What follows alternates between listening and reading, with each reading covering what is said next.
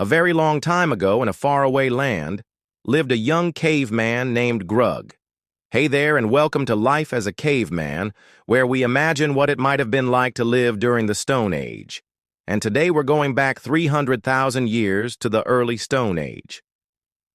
Our story begins as our hero Gru wakes up in his cave home. He stretches out his arms and yawns. It's a beautiful morning and he can't wait to start the day. But first, he needs to use the bathroom.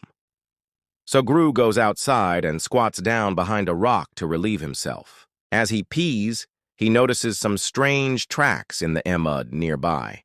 They look sort of like human footprints, but they also look kind of alien-like. Gru decides that these mysterious prints are probably best left alone. And with his business now taken care of, he returns to the cave to wake up his family. Gru lives with his mother, father, and younger sister. His dad, Bob, is still snoring softly, but Mom is already awake and she is busy preparing breakfast. She's got a small fire going, and next to it is a big pot filled with water. The water isn't boiling, but Mom doesn't seem to mind. In this part of the world, hot rocks are used instead of a stove. After placing some rocks into the water, Mom turns to Gru and says, "Good morning, sleepyhead. Breakfast is almost ready. Why don't you go outside and gather some berries while I finish cooking?" Berries are high in sugar, so they make for a perfect energy-packed meal. Gru happily skips outside. He loves eating berries, especially sweet and juicy blackberries. As he is picking berries, Gru remembers the weird footprints he saw earlier. He goes over to where he saw them and examines them closely. Maybe they were made by a giant bird or a dinosaur, maybe even a saber-toothed tiger. Gru remembers hearing stories about these big cats from his dad. They're known for their huge fangs and claws.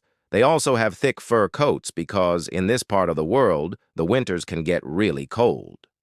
Although saber-toothed tigers prefer hunting large mammals, they won't hesitate to attack humans if given the chance. To protect himself against dangerous animals, Gru carries a wooden spear with him at all times. He likes to imagine that he is a fierce warrior who can defeat any animal that dares come near him. But in reality, he is more scared than brave. Gru runs home as fast as he can. A wild animal could be stalking him, and every second that he spends outside the safety of the cave is a second too many. When he gets back, he sees that Mom has made 2 delicious-looking bowls of berry soup. She hands one to Gru, and they enjoy the sweet taste together. Gru tells Mom all about the weird footprints, and she tells him not to worry. She knows what they are. According to her, the prints were left behind by some outcast humans who aren't like you and me. They walk on 2 legs and sometimes use tools, just like us. But unlike most humans, they don't wear clothes, don't cook their food, and live deep in the forests. Some people even say that forest people don't speak. They communicate by making weird guttural noises. Gru is grossed out. He doesn't want to meet any of these people, so he suggests that they should pack up and move to another cave. His family thinks this is a good idea, and they quickly load up their stuff and set off into the wilderness. It takes several hours to find a new cave to live in, and by the time they find one, everyone is exhausted. Bob decides to stay outside and guard the entrance while Gru and the others explore the cave to see if it's safe.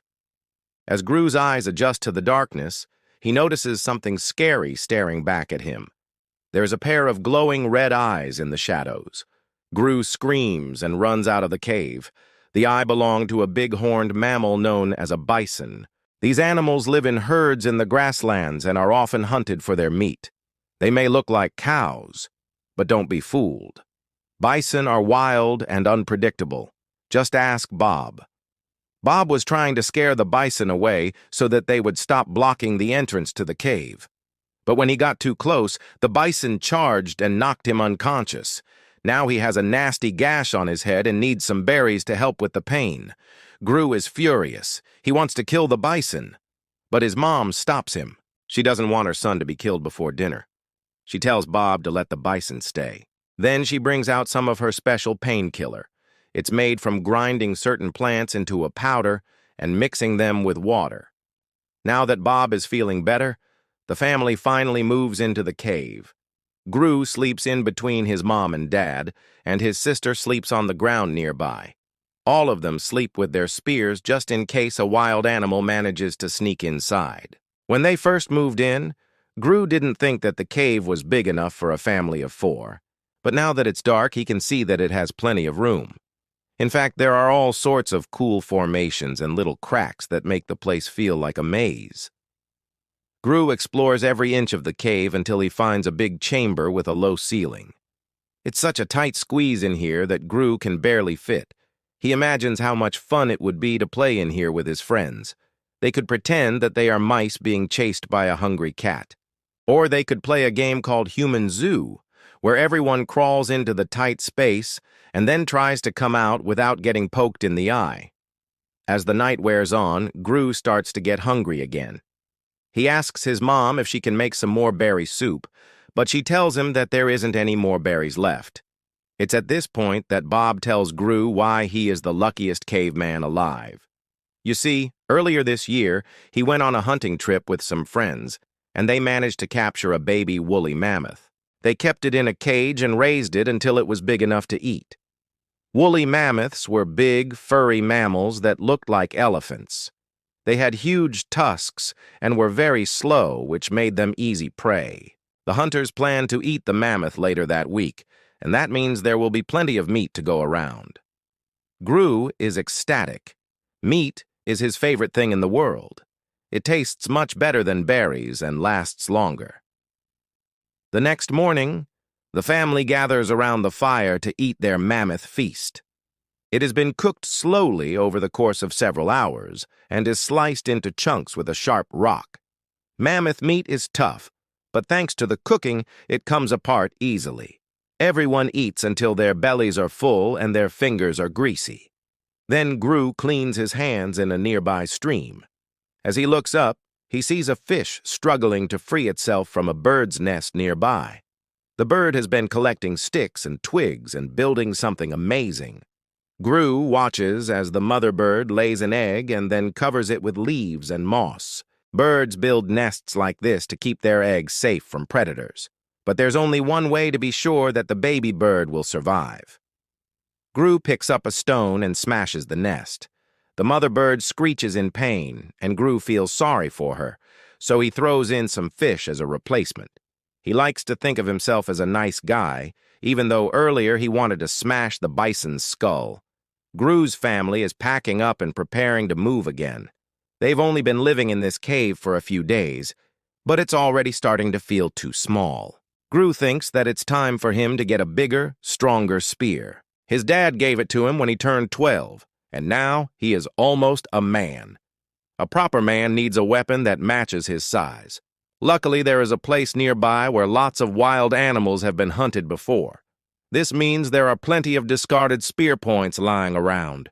Gru collects 7 of the sharpest ones he can find. He's going to take the heads off the old spears and replace them with these new ones. His mom gives him some flint and steel so that he can strike sparks and start fires on his own. She also gives him some rope made from animal sinew. Rope can be used for climbing, tying things together, and even building traps. With all these supplies, Gru is ready to become the biggest, strongest caveman in the tribe. The end. Hey, thanks for watching. If you liked this episode, don't forget to hit that subscribe button. Also, be sure to check out the series. It's a spin-off that takes place in the same world, but follows a group of cavemen who leave their old ways behind and strike out into the wilderness in search of a new life.